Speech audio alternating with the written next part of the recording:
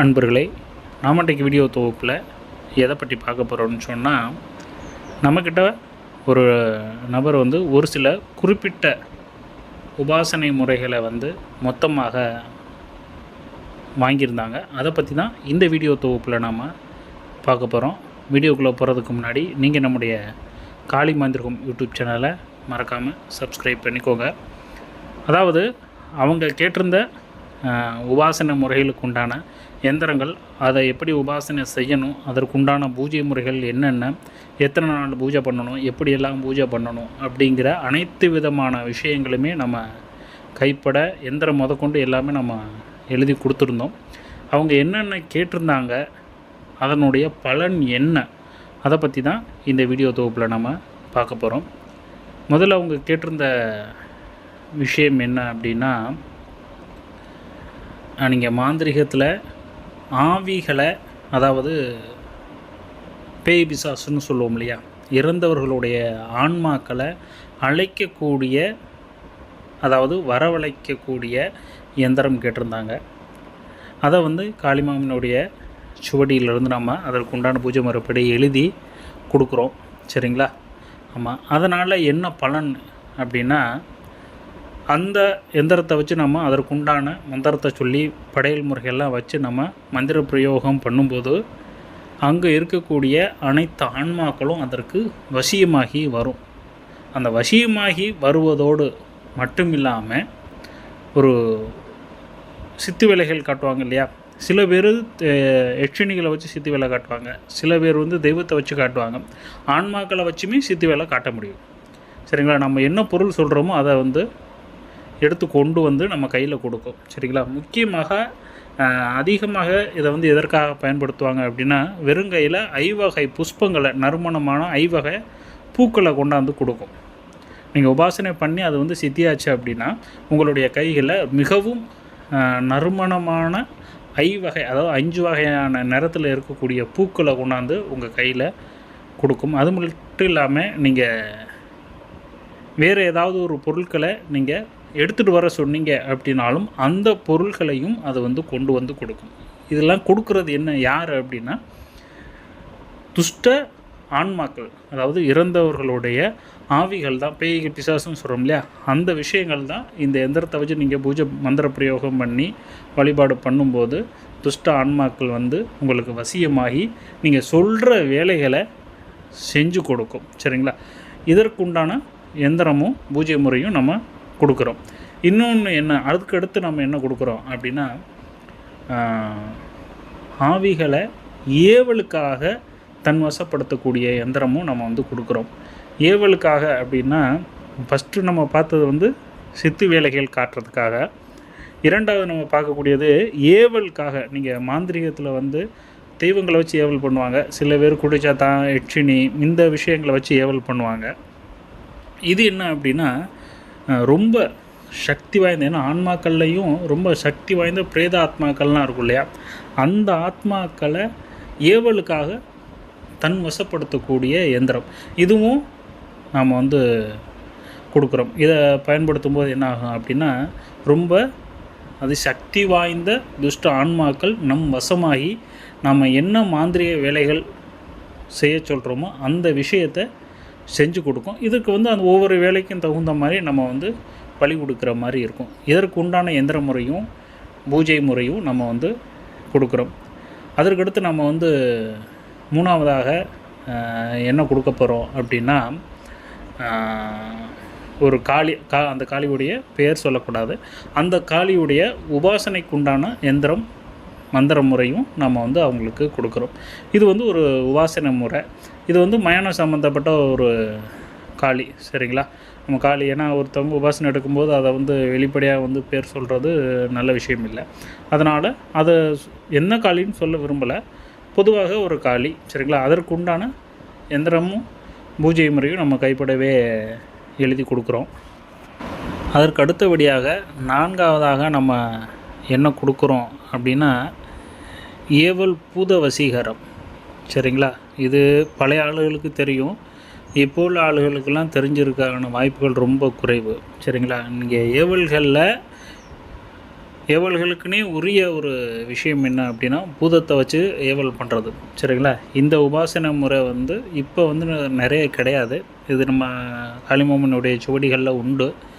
இந்த முறையை வந்து நம்ம எழுதி கொடுக்குறோம். இதை நம்ம எழுதி கொடுக்கும்போது என்னாகும் அப்படின்னா, இந்த ஏவல் பூதமானது நமக்கு வசமாகி நாம் சொல்லக்கூடிய அனைத்து விதமான மாந்திரிக ஏவல் விஷயங்களையும் உடனே செஞ்சு முடிக்கும். சரிங்களா? இதைத்தான் வந்து ஏவல் பூத வசீகரணம் அப்படிங்கிறது. இந்த ஏவல் வந்து நம்மளுடைய கண்களுக்கு மட்டும்தான் தெரியும், அடுத்தவங்களுடைய கண்களுக்கு தெரியாது. இந்த மாதிரி ஏவல்களை ஏவல் பூத மாரணம் பண்ணால் மட்டும்தான் கட்டுப்படுத்த முடியும். சரிங்களா? இந்த மாதிரி ஒரு வசியம் பண்ணி ஏவல் பண்ணிட்டோம் ஒரு நபருக்கு அப்படின்னா அதை வந்து கட்டுப்படுத்துறது சாதாரண விஷயம் கிடையாது. சரிங்களா? ஏவல் பூத மாரணம்னு சொல்லிட்டு உண்டு. அது நம்ம பண்ணால் மட்டும்தான் கட்டுப்படும். சரிங்களா? இதில் இன்னொரு விஷயம் என்ன அப்படின்னா, அதை முதல்ல பார்க்கவே முடியாது. அந்த ஏவல் பூத மரணத்தை ஏவல் பூதம் பண்ணியிருந்தோம் அப்படின்னா அந்த பூதத்தை வந்து நம்ம மையோடத்துல இதெல்லாம் பார்க்குறதே சாதாரண விஷயம் கிடையாது. சரிங்களா? ஆமாம், அந்த மாதிரியான ஒரு பிரயோக முறையும் சம்மந்தப்பட்ட நபருக்கு நம்ம வந்து கொடுக்குறோம். 5வதாக நம்ம வந்து என்ன உபாசனை முறை கொடுக்குறோம் அப்படின்னா, மலைக்குட்டி உபாசனை கொடுக்குறோம். இந்த மலைக்குட்டி உபாசனை உடைய எந்திரம், அதற்குண்டான பூஜை முறை, இதெல்லாமே நம்ம கைப்பட எழுதி கொடுக்குறோம். இது வந்து பார்த்திங்க அப்படின்னா எதிரியை தொந்தரவு பண்ணுறதுக்கு, எதிரி மேலே பிரயோகம் பண்ணுறதுக்காக பயன்படும். இதை வந்து நம்ம பிரயோகம் பண்ணும்போது எதிரியை தூங்க விடாது, எதிரி மேலே நோய்களை உண்டு பண்ணும், எதிரி மேலே அந்த மலை வாசம், துர்நாற்றம், இந்த மாதிரிலாம் உண்டு பண்ணும். எதிரிக்கு ஏகப்பட்ட பிரச்சனைகளை கொடுக்கும். எதிரி மேலே ஏவணும் அப்படின்னா கல்லெடுத்து எறியும். இந்த மாதிரி நிறைய இருக்கும் அந்த மலைக்குட்டி உபாசனையில்.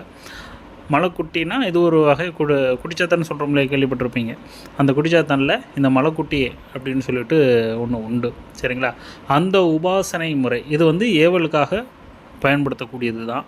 இந்த உபாசனை முறையும் சம்மந்தப்பட்ட நபருக்கு நம்மளுடைய கைப்பட காளிமாமுனி அவர்களுடைய சுவடியோட வழிகாட்டுதற்படி இந்த முறையை நம்ம வந்து எழுதி கொடுக்குறோம். இது கூடவே வந்து பார்த்திங்க அப்படின்னா பாதுகாப்புக்காக ஒரு உடற்கட்டு மந்திர பிரயோகம் பண்ணக்கூடிய பொருளும் நம்ம வந்து கொடுத்துருவோம். இதை வந்து செட்டாக அந்த நபர் வந்து எனக்கு வித்தியாசமான இந்த மாதிரியான விஷயங்கள் வேணும் அப்படின்னு கேட்டதுனால இதை நம்ம வந்து தேர்ந்தெடுத்து மொத்தமாகவே ஒரு செட்டாகவே நம்ம வந்து அவருக்கு கொடுக்குறோம். இதில் வந்து நம்ம ஏற்கனவே அதை வந்து பொருளாக ரெடி பண்ணியாச்சு. அந்த காளி விஷயம் மட்டும் ஒரு சில காரணங்களால் எழுத முடியல. அதனால் அதை எழுதி நம்ம வந்து இப்போ தான் வந்து சம்மந்தப்பட்ட நபருக்கு கொடுக்க போகிறோம். இதில் வந்து பார்த்திங்க அப்படின்னா அந்த நான் முதல்ல சொன்னேன் இல்லையா, சித்தி வேலைக்காக வந்து ஆவிகளை வசப்படுத்தக்கூடிய முறை, அதெல்லாம் ரொம்ப ரொம்ப அருமையான முறை. ஏன்னா உங்களுக்கு அந்த ஆவிகள் இந்த மாதிரி பயமே இல்லாமல் போயிடும். ஆமாம், ஏன்னா அதுக்கு வந்து நீங்கள் பூஜையிலையும் ரொம்ப செலவழிக்க வேண்டிய இதே இருக்காது. பூஜையில் வந்து நீங்கள் ரொம்ப வந்து அது பண்ணணும், இது படையல் அப்படிலாம் ரொம்ப போடணும் அப்படிங்கிற இதே கிடையாது. ஒரு சில முறைகள் தான். சரிங்களா? இந்த அவல் பொறி இந்த மாதிரியான விஷயந்தான் படையலுக்கு உண்டு. அதே போல் 2வது முறையிலையும் அதே மாதிரி தான். நீங்கள் ஏவலுக்காக பிரேதாத்மாக்களை வந்து வசப்படுத்தக்கூடிய முறையெல்லாம் ரொம்ப ரொம்ப பவர்ஃபுல்லான முறை. சரிங்களா? ஆமாம், அதுக்கும் பார்த்திங்கன்னா ரொம்ப படையல்கள்லாம் ரொம்ப இது தேவையில்லை. உடற்கட்டு பொருள் மட்டும் இருந்தாலே போதும், நம்ம தாராளமாக அதெல்லாம் வந்து பிரயோகம் பண்ணலாம். இதில் வந்து ஆவிகளுடைய ஒரு உருவத்தெலாம் நம்ம பார்க்க முடியுமா அப்படின்னா, ஆரம்பத்தில் வந்து பார்த்திங்க அப்படின்னா அதனுடைய பேசுகிறத கொஞ்சம் நம்மளால் கேட்க முடியும். நீங்கள் பூஜை பண்ணக்கூடிய இடத்துலையே உங்களால் அதை 100% உணர முடியும். அதை அனுபவத்தில் நீங்கள் பார்த்தா தான் உங்களுக்கு புரியும். நான் சொன்னேன்னா உங்களுக்கு வந்து எதுனாது ஆன்மாக்கள் இருக்குது அப்படிங்கிறத 100% உங்களால் உறுதியாகவே நம்ப முடியும்.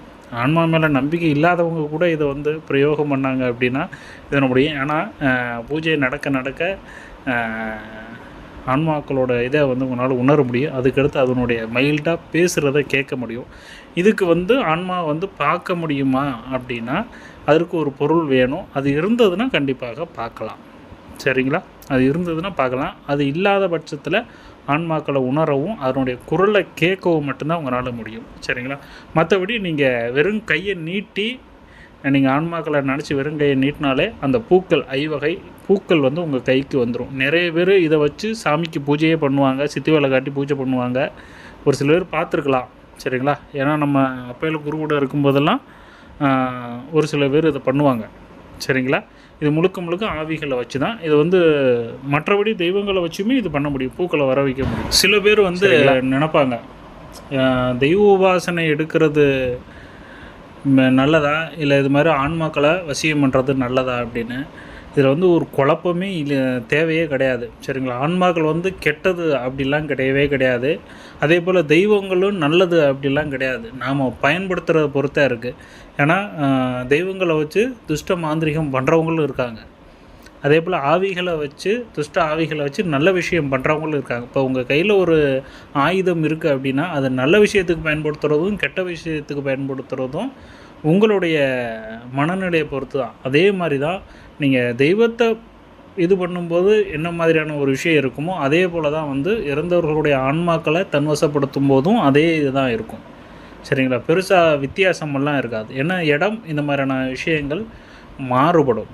சரிங்களா? மற்றபடி எல்லா உபாசனை முறையுமே ஒன்று தான். நீங்கள் நல்ல விஷயமா இருந்தாலும் சரி, இல்லை கெட்ட விஷயமா இருந்தாலும் சரி, எல்லா விஷயமே ஒன்று தான். ரெண்டுலேயுமே நீங்கள் மாந்திரீகம் பண்ண முடியும். அதே போல் சில ஆன்மாக்களை வச்சு இந்த முறையில் வந்து உங்களால் குறியும் சொல்ல முடியும். ஆவிகளை வச்சு தாராளமாக குறி சொல்லலாம், தாராளமாக குறி ஓடும். சரிங்களா? நீங்கள் எச்சினிகள் எப்படி சொல்லுதோ அதே போல் ஆவிகளை வச்சுமே என்ன நடக்குது, ஒருத்தவங்க ஏன் வந்திருக்காங்க, எதுக்கு வந்திருக்காங்க, அவங்க குடும்பத்தில் என்ன பிரச்சனை இருக்குது, எத்தனை பேர் இருக்காங்க அப்படிங்கிறதெல்லாம் துல்லியமாகவே சொல்ல முடியும் ஆவிகளை வச்சு. சரிங்களா? இதை வந்து மொத்தமாக என்ன சொல்லுவாங்க அப்படின்னா பிரேதாத்மா வசீகரணம் அப்படின்னு சொல்லுவாங்க. சரிங்களா? நம்ம இந்த பிரயோக முறை உங்களுக்கு வேணும் அப்படின்னா நம்மளை கான்டாக்ட் பண்ணி வாங்கிக்கலாம். சரிங்களா? இதை வந்து இவங்க தான் பயன்படுத்தணும் அப்படின்லாம் கிடையாது. யார் வேண்டுமானாலும் பிரயோகம் பண்ணலாம். ஏன்னா அதற்குண்டான உடற்கட்டு பிரயோகமும் நம்ம வந்து கொடுத்துருவோம். அதனால் யார் வேண்டுமானாலும் பிரயோகம் பண்ணிக்கலாம். இந்த வீடியோ பற்றி உங்களுக்கு பிடிச்சது அப்படின்னா நம்முடைய காளிமந்திரகம் யூடியூப் சேனலை மறக்காமல் சப்ஸ்கிரைப் பண்ணுங்கள். நன்றி, வணக்கம்.